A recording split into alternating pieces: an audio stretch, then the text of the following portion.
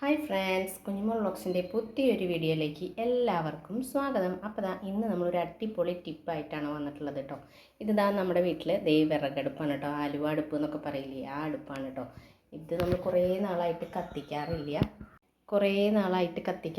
ഇപ്പോൾ വിറക് മറ്റേ ഗ്യാസിനൊക്കെ ക്ഷാമം വന്നപ്പോൾ ഇവനെ നമുക്കൊന്ന് അടിച്ച് മിന്നിച്ച് തിളക്കി ഇനിയിപ്പോൾ ഇവനാണ് നമുക്ക് രക്ഷയുള്ളൂ കേട്ടോ. അപ്പോൾ നമുക്കിതൊന്ന് അടിപൊളിയായിട്ട് ക്ലീൻ ചെയ്യാം. അപ്പോൾ ഞാൻ അങ്ങനെ കുറച്ച് ഉപയോഗിക്കാറില്ല, കുറച്ച് നാൾ മുന്നേ ഉപയോഗിക്കാതെ അങ്ങനെ ഇട്ടിട്ടിരിക്കുകയായിരുന്നു. ഇനിയിപ്പോൾ ഇത് നന്നായിട്ടൊന്ന് വൃത്തിയാക്കിയിട്ട് വേണം നമുക്ക് ഉപയോഗിക്കാൻ. ഇതൊക്കെ കണ്ടില്ലേ, കുറേ നിങ്ങൾക്ക് കറക്റ്റായിട്ട് കാണാൻ പറ്റുന്നില്ല അല്ലേ? ഇപ്പോൾ കാണാൻ പറ്റുന്നുണ്ടല്ലേ? കറയൊക്കെ പിടിച്ച് ആകെ വൃത്തികേടായിട്ടിരിക്കുകയാണ്. ഇനി നമുക്കിതൊക്കെ ഒന്ന് ജസ്റ്റ് ഒന്ന് വൃത്തിയാക്കിയിട്ട് വരണം. പിന്നെ ഈ അടുപ്പ് കത്തിക്കാൻ കുറച്ച് ഇതൊക്കെ വേണം കേട്ടോ. കാരണം എന്താ വെച്ചാൽ എനിക്ക് ആദ്യം അടുപ്പ് ഇങ്ങോട്ട് പിടിച്ചിട്ടുണ്ടായിരുന്നില്ല. കാരണം കുറേ വിറക് വേണം, അങ്ങനെയൊക്കെയുള്ളൊരു ധാരണയായിരുന്നു ഈ അടുപ്പ് വയ്ക്കുമ്പോൾ കേട്ടോ. പക്ഷേ ഇതിനെക്കുറിച്ച് കറക്റ്റായിട്ട് കാര്യങ്ങളൊക്കെ പഠിച്ചപ്പോൾ ഒരു വിറകും ഒരു ചകിരിയൊക്കെ ഉണ്ടെങ്കിൽ നമുക്ക് പെട്ടെന്ന് തന്നെ ചോറാവും കേട്ടോ. അടിപൊളിയാണ് കേട്ടോ. സിമ്പിൾ കുറച്ച് ടെക്നിക്സ് പ്രയോഗിച്ച് കഴിഞ്ഞിട്ടുണ്ടെങ്കിൽ ഈ അടുപ്പ് സൂപ്പറാണ്. നമുക്ക് എന്ത് വേണമെങ്കിൽ ഇതുമ്മ വയ്ക്കാം കേട്ടോ. നമുക്കിതുമ്മ കാര്യങ്ങളൊക്കെ വെച്ചാൽ കരിയൊന്നും പിടിക്കില്ല. കരി മോറാൻ അങ്ങനെ മടിയുള്ള ആൾക്കാർക്കൊന്നും ഒരു പ്രശ്നമില്ല. അടിയിൽ മാത്രം കുറച്ച് കരി വരുള്ളൂ കേട്ടോ. അത് നിത്യേന നമ്മൾ കഴുകി വൃത്തിയാക്കാവുന്നതാണല്ലോ. സൂപ്പർ അടുപ്പാണ് കേട്ടോ ഈ അടുപ്പ്. അപ്പോൾ നമുക്ക് ഈ അടുപ്പ് ഒന്ന് ക്ലീൻ ചെയ്യണ ഒരു വീഡിയോ ആണ് കേട്ടോ ഇന്നത്തെ നമ്മുടെ. അപ്പോൾ നമുക്ക് ആ ടിപ്പൊന്ന് കണ്ടു നോക്കാം.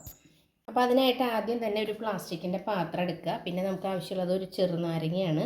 പിന്നെ നമുക്കിത് ബേക്കിംഗ് സോഡ ആവശ്യമുണ്ട് കേട്ടോ. അപ്പോൾ നമുക്കിതൊക്കെ എടുക്കാം. ആദ്യം തന്നെ ഒരു പാത്രത്തിലേക്ക് 1 ടീസ്പൂൺ ബേക്കിംഗ് സോഡ നമുക്ക് ഇട്ട് കൊടുക്കാം.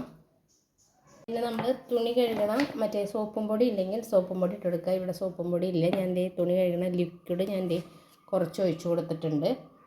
സോപ്പും പൊടി ഉള്ളവർ സോപ്പും പൊടി ഇട്ട് കൊടുക്കാം. പിന്നെ ഒരു ചെറുനാരങ്ങ അത് മൊത്തം ഞാൻ പിഴിഞ്ഞതിലേക്ക് ഒഴിക്കുന്നുണ്ട്. ചെറുനാരങ്ങ പിഴിയുമ്പോൾ നമ്മുടെ ബേക്കിംഗ് സോഡ ആയ കാരണം ഇങ്ങോട്ട് പതഞ്ഞങ്ങോട്ട് പൊന്തിട്ടോ. അപ്പോൾ ഒരെണ്ണം മൊത്തമായിട്ട് നമുക്ക് പിഴിഞ്ഞൊഴിക്കാം കേട്ടോ.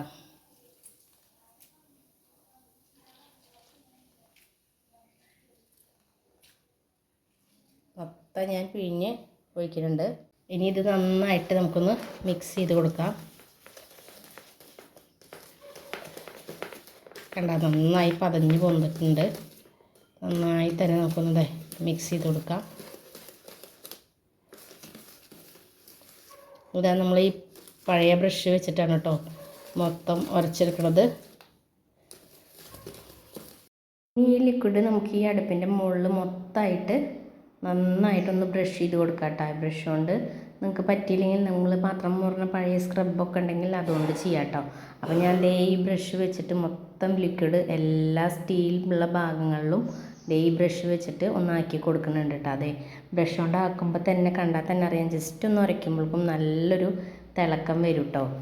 അപ്പോൾ നന്നായിട്ട് എല്ലാ ഭാഗത്തേക്കും ഞാനൊന്ന് ജസ്റ്റ് ഒന്ന് ഉരച്ചെടുക്കട്ടെ കേട്ടോ. നല്ല അടിപൊളി ലിക്വിഡാണ് കേട്ടോ. അടുത്തായിട്ട് അപ്പോൾ ബ്രഷ് കൊണ്ടൊക്കെ മൊത്തം എല്ലാ ഭാഗത്തേക്കും ഉരച്ചതിന് ശേഷം ഞാൻ പഴയ പാത്രം മുറിഞ്ഞ മറ്റേ സ്റ്റീലിൻ്റെ സ്ക്രബില്ലേ, ആ സാധനം ഇട്ടിട്ട് നന്നായിട്ട് ഉരച്ചെടുക്കണം കേട്ടോ. ഇതുകൊണ്ട് ഉരച്ചെടുത്താലാണ് നമ്മൾ ഒട്ടിപ്പിടിച്ചിട്ടിരിക്കുന്ന കരി ഒക്കെ ഇങ്ങനെ ഇളകി കിട്ടുള്ളൂ. ബ്രഷ് കൊണ്ട് നമുക്ക് അങ്ങോട്ട് കറക്റ്റായിട്ട് മൊത്തം ഈ ലിക്വിഡ് അങ്ങോട്ട് തേച്ചിട്ട് ജസ്റ്റ് ഒന്ന് ഉരയ്ക്കാനേ പറ്റുന്നുള്ളൂ.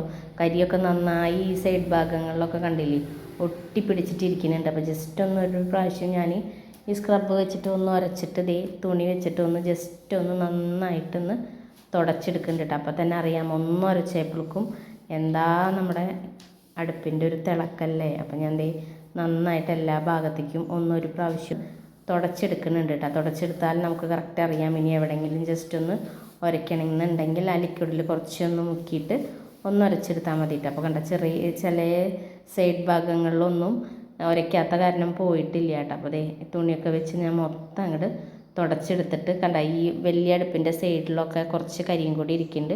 അതും കൂടി നമുക്കൊന്ന് ഉരച്ചെടുക്കണം കേട്ടോ. ഇതുപോലെ ആഴ്ചയിലൊരിക്കൽ ഇങ്ങനെ ക്ലീൻ ചെയ്യാറുള്ളതാണ് കേട്ടോ. പിന്നെ നമുക്ക് വിറക് കിട്ടാണ്ടൊക്കെ ആയപ്പോൾ നമ്മളങ്ങനെ ഇട്ടതാണ്. പിന്നെ ഗ്യാസ് ഉപയോഗിച്ച് തുടങ്ങിയപ്പോൾ പിന്നെ ഇതിൻ്റെ ഒരു ശ്രദ്ധ വിട്ടു കേട്ടോ. ഇപ്പോൾ പിന്നെ ഗ്യാസിനും ക്ഷാമമായപ്പോൾ നമുക്ക് വിറക് തന്നെ ആയിട്ടോ. നേരത്തെയൊക്കെ പോകേണ്ട വരുമ്പോൾ ചിലപ്പോൾ അടുപ്പിലൊക്കെ കത്തിച്ചിട്ട് ചിലപ്പോൾ നമുക്ക് പറ്റില്ല. അത് കാരണമാണ് ഞാൻ പിന്നെ ഇത് നിർത്തിയത്. ഇനി എന്തായാലും ഒരു രക്ഷയില്ല, നമ്മൾ തന്നെ ഉപയോഗിക്കുക തന്നെ രക്ഷയുള്ളൂ കേട്ടോ. പിന്നെ ഞാൻ ആ ചെറുനാരങ്ങ എടുത്തതിൻ്റെ തൊലിയില്ലേ, അതിരിക്കുന്നുണ്ടായിരുന്നല്ലോ, നമ്മളത് കളഞ്ഞിട്ടില്ല കേട്ടോ. അപ്പോൾ അതും പിന്നെ നമ്മുടെ ആ ലിക്വിഡും കൂടി ഒഴിച്ചിട്ടൊന്ന് ജസ്റ്റ് ഒന്നും കൂടി അങ്ങോട്ട് ഉരച്ചു കിട്ടും. അപ്പോൾ നല്ലൊരു തിളക്കാട്ട ചെറുനാരങ്ങയുടെ തൊലി വെച്ചിട്ട് അങ്ങോട്ട് ഉരച്ചപ്പോൾ സ്റ്റീലൊക്കെ നന്നായി വെട്ടി തിളങ്ങി തുടങ്ങിയിട്ട്. അപ്പോൾ പിന്നെ നല്ലൊരു മണമുണ്ടല്ലോ, ചെറുനാരങ്ങയുടെ നല്ലൊരു മണമുണ്ട് കേട്ടോ. കണ്ടില്ലേ, ഇതൊക്കെ കഴിഞ്ഞ സൈഡൊക്കെ നന്നായിട്ട് പോയിട്ടുണ്ട്. തുണി വെച്ചിട്ട് ഞാൻ രണ്ടാമതൊന്ന് നനച്ചൊന്ന് തുടച്ചപ്പോൾ ഫുള്ള് അങ്ങോട്ട് വെട്ടി തിളങ്ങി തുടങ്ങിയിട്ടാണ്. ഇപ്പോൾ നിങ്ങൾ കത്തിച്ചിട്ട് ചൂടുള്ള സമയത്ത് ഇങ്ങനെ ഒന്നും ചെയ്യരുത് കേട്ടോ. ചൂടാറിയതിന് ശേഷം മാത്രമാണ് കേട്ടോ നമുക്ക് ഈ അടുപ്പിൽ ക്ലീനിങ്ങൊക്കെ നടക്കുകയുള്ളൂ. ചൂടായ സമയത്ത് അത് പെട്ടെന്ന് എന്താ പറയുക കംപ്ലൈൻറ്റ് വരാനുള്ള സാധ്യതയുണ്ട്. അടുപ്പ് നന്നായി ചൂടാറിയതിന് ശേഷമാണ് നമുക്ക് എന്തെങ്കിലും ക്ലീനിങ് പരിപാടിയൊക്കെ ഇങ്ങനത്തെ അടുപ്പിന് ചെയ്യാൻ പാടുള്ളൂ.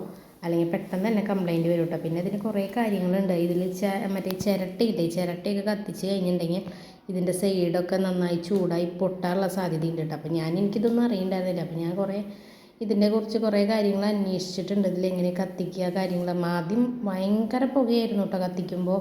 അപ്പോൾ ഇതെന്താ കാര്യം അറിയില്ലല്ലോ. അപ്പോൾ പിന്നെ ഞാനിതിൻ്റെ മറ്റേ നടുക്കിലുള്ള ഓട്ടയില്ലേ, അതിലേക്ക് ആദ്യം അടുപ്പ് കത്തിക്കുമ്പോൾ അതിലേക്കൊരു കടലാസ് കത്തിച്ചിട്ട് എയർ കളഞ്ഞതിന് ശേഷം നമുക്ക് അടുപ്പിൽ വിറക് വെച്ച് കത്തിച്ചാൽ മതി എന്നൊക്കെ പറഞ്ഞു. ഇപ്പം അടുപ്പ് നന്നായി കത്തണുണ്ട് കേട്ടോ. അധികം പുകയും കാര്യങ്ങളൊന്നും ഇല്ല, സൂപ്പറാണ് കേട്ടോ. അപ്പോൾ ആലുവ ഈ അടുപ്പിനെ കുറിച്ച് കുറേ പേര് കത്തില്ല എന്നൊക്കെ പറയാറുണ്ട്. പക്ഷേ ഇത് അടുപ്പ് സൂപ്പറാണ്.